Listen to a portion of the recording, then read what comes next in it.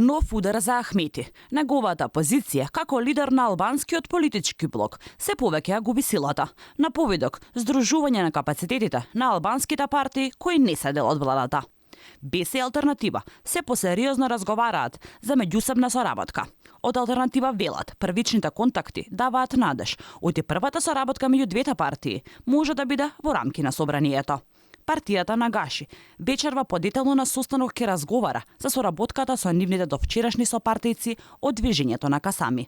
Делот аналитичарите се децидни. Интегративците се соочуваат со огромна опасност. Се поверуваат на губење на голем дел од гласовите на нивното конто. Сегашниве околности наметнуваат една таква соработка односно обединување не само помеѓу БЕС и Алтернатива, туку и помеѓу другите албански опозиционерски чинители. Тука алудирам и на огнената група на Изет Меджити, која ќе биде и најголем удар, ако не и клучниот за Али Ахмети и евентуално Алијанса на албанците, каде има големо незадоволство и покрај тоа што стана дел од владата на Груби и Ковачевски. Со еден ваков спектар на опозиција кај албанскиот електорат не само што ќе заземат многу гласови, туку најсериозно ќе се загрози дуј.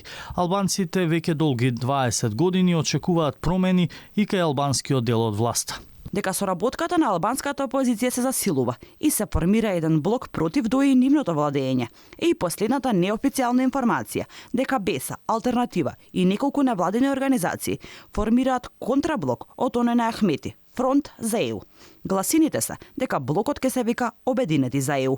Незадоволните од ДОИ засега не се дел од овие проекции, но не се исклучува можноста за нивно приклучување на иницијативата доколку добијат црвен картон од Мала Речица. Најголемиот удар на ДОИ според сите проценки и показатели во идните избори ќе им зададе огнената група на Меджити, без да ја негираме моќта и влијанието на БЕС и Алтернатива.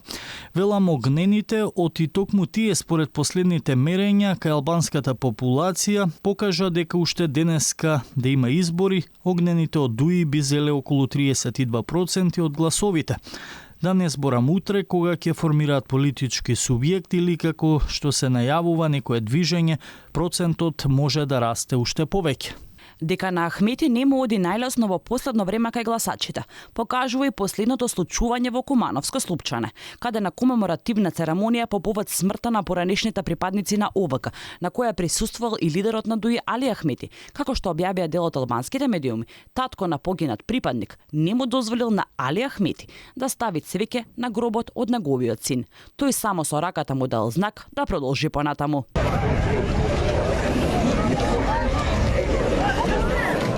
Хајдари за Алфа вели дека токму ситуациите како вчерашната конкретно го манифестираат незадоволството на албанците со долгогодишното владење на Ахмети.